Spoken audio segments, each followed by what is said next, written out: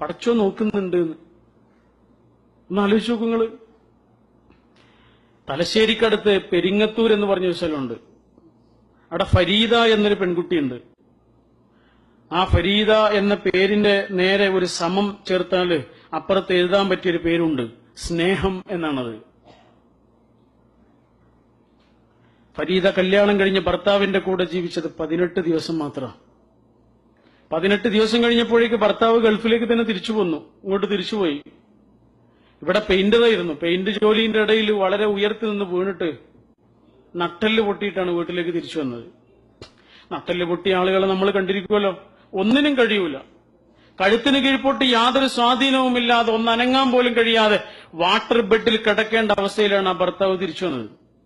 ആ ഭാര്യ ഭർത്താവിന്റെ കൂടെ നിന്നത് എത്ര കാലമാണെന്നറിയോ? 21 വർഷം. 21 വർഷം.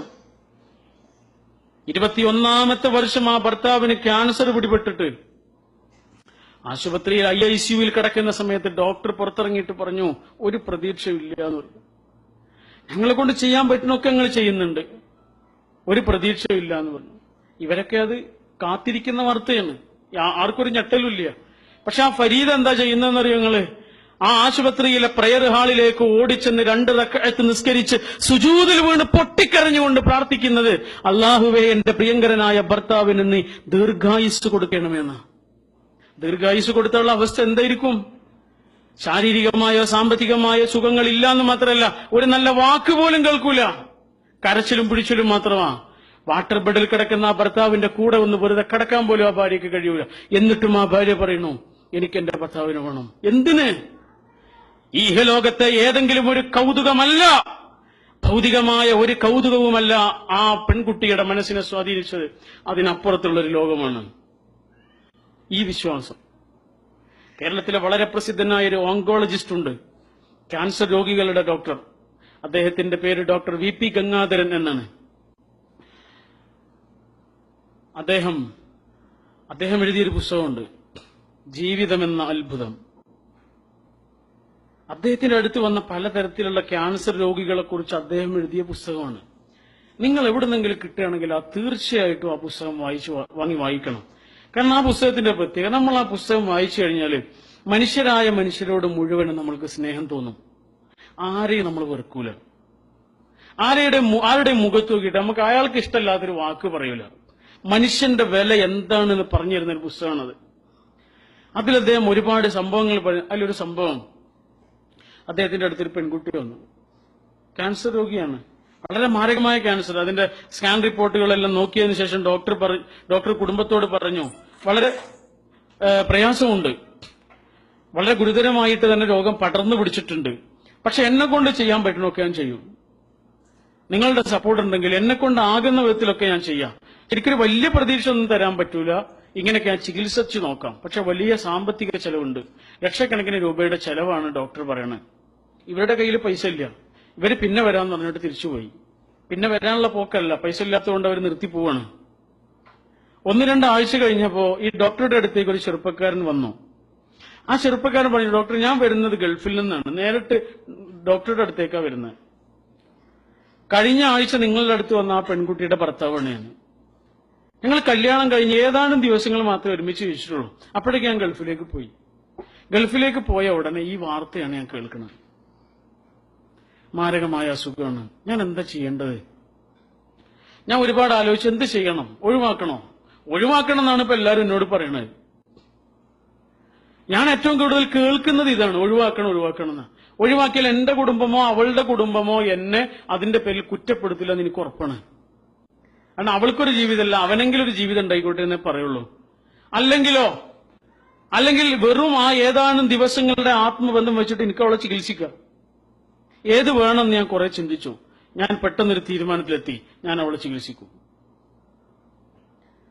ആ മരുഭൂമിയിൽ രാവും പകലും കിടന്ന് കഷ്ടപ്പെടേണ്ടി വന്നാലും ഞാൻ അവളെ ചികിത്സിക്കും. കടം വാങ്ങിയിട്ടാണെങ്കിലും ചികിത്സിക്കും.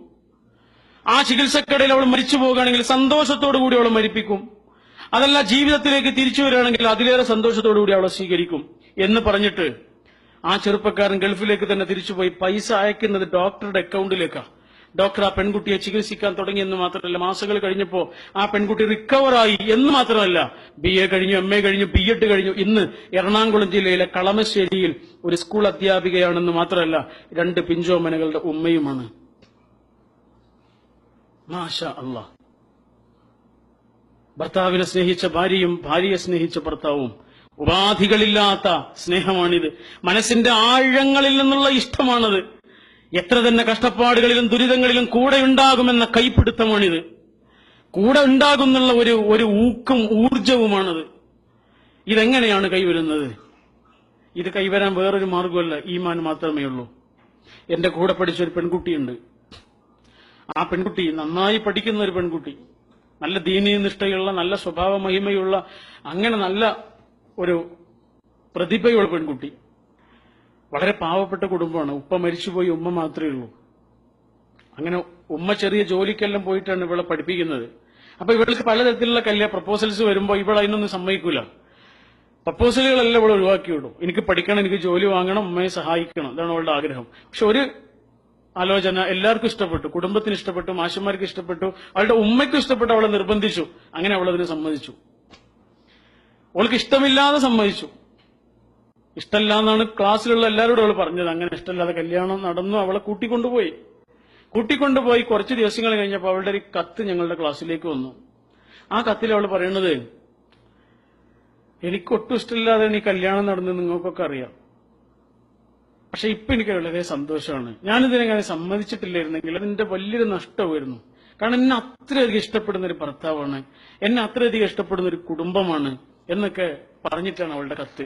എന്ന് പറഞ്ഞാൽ അവൾ സന്തോഷവതിയാണ്. കുറച്ച് മാസങ്ങൾ കഴിഞ്ഞ് അവൾ ഗർഭിണിയായി.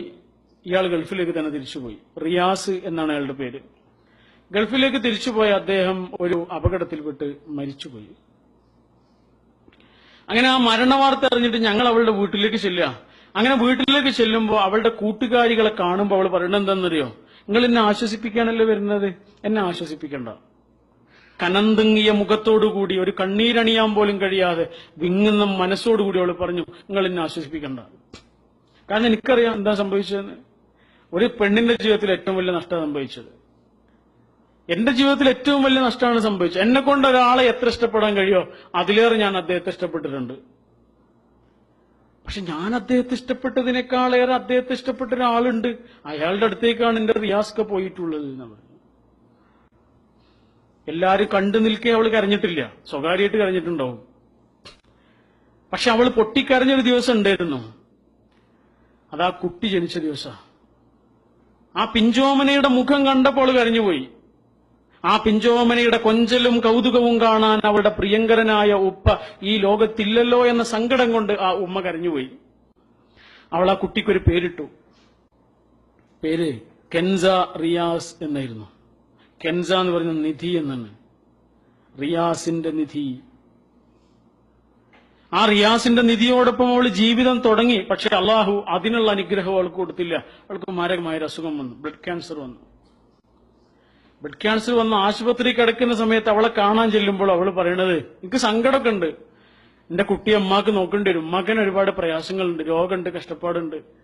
അതാലോചിക്കുമ്പോൾ എനിക്ക് സങ്കടമുണ്ട്. പക്ഷെ എനിക്ക് സന്തോഷമുള്ളൊരു കാര്യം, എന്റെ റിയാസ്കയുടെ അടുത്തേക്കാണ് ഞാൻ പോണതെന്ന് പറഞ്ഞു. 2.5 വർഷങ്ങൾക്ക് മുമ്പ് തിരൂരങ്ങാടിക്കാരിയായ നഈമ എന്ന ആ പെൺകുട്ടി മരിച്ചുപോയി. അള്ളാഹു അവളെയും നമ്മളെയൊക്കെ അനുഗ്രഹിക്കുമാറാകട്ടെ. ഒന്ന് ആലോചിച്ച് നോക്കൂ, ആ ആശുപത്രി കിടക്കയിൽ വെച്ചിട്ട് അങ്ങനെ അവൾക്ക് പറയാൻ കഴിയുന്നത്, ആശുപത്രിയിൽ നിന്ന് കൊടുക്കുന്ന എന്തെങ്കിലും ഒരു മരുന്നുണ്ടല്ലോ. നമുക്കൊരു പ്രയാസം ഉണ്ടാകുമ്പോൾ എല്ലാവരും നമ്മളെ വന്നിട്ട് ആശ്വസിപ്പിക്കുന്നുണ്ട്. നമ്മളെ കുടുംബത്തിലുള്ളവർ, നമ്മളെ സുഹൃത്തുക്കളായ ആളുകൾ, നമ്മുടെ അയൽക്കാരൊക്കെ വരുന്നുണ്ട്. ഇവരൊക്കെ നമ്മളെ ആശ്വസിപ്പിക്കുന്നത് നമ്മൾ കാണുന്നുണ്ട്. പക്ഷെ നമ്മൾ കാണുന്ന ആളുകൾ നമ്മളെ ആശ്വസിപ്പിക്കുന്നതിനേക്കാൾ നമ്മൾക്ക് ആശ്വാസം ഉണ്ടാവേണ്ടത് നമ്മൾ കാണാത്ത ഒരാളിൽ നിന്നാണ്. അതാണ് ഇത്. എന്റെ സുഹൃത്ത് പറഞ്ഞൊരു അനുഭവം ഉണ്ട്. അദ്ദേഹത്തിന്റെ കൂടെ പഠിച്ചൊരു പെൺകുട്ടിയുടെ കഥ. എക്സാം നടക്കുന്ന സമയത്ത് വീട്ടിൽ നിന്ന് ഫോൺ വരിക, ഉപ്പാക്ക് തീരെ സുഖമില്ലാന്ന്. ഇവള് പറഞ്ഞു, എന്റെ എക്സാം എനിക്ക് മുടക്കാൻ കഴിയില്ല. എക്സാം അന്ന് എഴുതി, പിറ്റേന്ന് എക്സാം എഴുതി, പിറ്റേന്ന് വീട്ടിൽ നിന്ന് ഫോൺ വന്നു, ഉപ്പാക്ക് തീരെ സുഖമില്ല, എന്തായാലും വരണം, തീരെ സുഖമില്ല എന്ന് പറഞ്ഞിട്ട് അവള് എക്സാം വേഗം എഴുതിയിട്ട് അവള് ഈ കൂട്ടത്തിലുള്ള അവളുടെ സുഹൃത്തുക്കള് എന്ത് ചെയ്യാണ്, ആൺകുട്ടികൾ അവരുടെ ഒരു വണ്ടി വിളിച്ചിട്ട് വീട്ടിലേക്ക് കൊണ്ടുപോവാണ്, ഒരു ജീപ്പ് വിളിച്ചിട്ട് വീട്ടിലേക്ക് കൊണ്ടുപോവാണ്. ആ സമയത്ത് അവളുടെ കയ്യിൽ ഒരു കവറുണ്ട്, ഒരു ബാഗുണ്ട്. അപ്പൊ ആരും ചോദിച്ചു, എന്തിനാണ് ഈ ബാഗ് എന്ന് ചോദിച്ചു. വേഗം പോയി വരാനുള്ളതല്ല, എന്തിനാ ബാഗ്? അപ്പൊ അവള് പറഞ്ഞു, ഇതിന്റെ നിസ്കാര കുപ്പായാണ്, എന്റെ ഉപ്പ ചിലപ്പോൾ മരിച്ചിട്ടുണ്ടാവും, അവർക്ക് എന്നോട് പറയാൻ മടിയായിട്ടാണ്, എന്റെ ഉപ്പ ചിലപ്പോൾ മരിച്ചിട്ടുണ്ടാവും. ഇത് പറഞ്ഞ അവള് ആ വീട്ടിലേക്ക് എത്തിയപ്പോ ആ വീട് നിറയെ ആളുകളായിരുന്നു. അവളുടെ സംശയം ശരിയായിരുന്നു, അവളുടെ ഉപ്പ മരണപ്പെട്ടിരുന്നു. ആ ഉപ്പയ്ക്ക് വേണ്ടി അവളുടെ നിസ്കാര കുപ്പായം അണിഞ്ഞ് കണ്ണുനീരടിഞ്ഞ് പ്രാർത്ഥിച്ച് അവൾ തിരിച്ചു വന്ന് വീണ്ടും പരീക്ഷ എഴുതി. ഇതെന്താണ്? ഇതിന്റെ പേരാണ് ഈമാൻ. നമ്മുടെ പ്രതിസന്ധികളിലും നമ്മുടെ വേദനകളിലും നമ്മുടെ കഷ്ടപ്പാടുകളിലും നമ്മൾക്ക് അനുഭവിക്കാൻ കഴിയുന്ന ആശ്വാസമാണ് യഥാർത്ഥത്തിൽ ഈമാൻ. ആ കഷ്ടപ്പാടുകളുടെ എല്ലാം ഒടുവിൽ നമ്മൾക്ക് വരാനിരിക്കുന്ന ഒരു നല്ല കാലത്തെക്കുറിച്ചുള്ള പ്രതീക്ഷയാണത്. ഒരുപക്ഷെ ഈ ലോകത്താവണമെന്നില്ല, അല്ലെങ്കിൽ മറ്റൊരു ലോകത്ത് നമ്മൾക്ക് വരാനിരിക്കുന്നു. ഒരു സ്ത്രീയുടെ ജീവിതത്തിൽ ഏറ്റവും വലിയ കഷ്ടപ്പാട് എന്താ? പ്രസവമാണ്. എന്നാൽ ഒരു സ്ത്രീയുടെ ജീവിതത്തിൽ ഏറ്റവും വലിയ സന്തോഷം എന്താ? ആ കുട്ടിയെ ഒന്ന് കാണലാണ്, അല്ലെ? ഏറ്റവും വലിയ കഷ്ടപ്പാട് അനുഭവിക്കുമ്പോഴാണ് ഏറ്റവും വലിയ സന്തോഷം ജീവിതത്തിൽ ഉണ്ടാവുന്നത്. ഇവിടെ ഇരിക്കുന്ന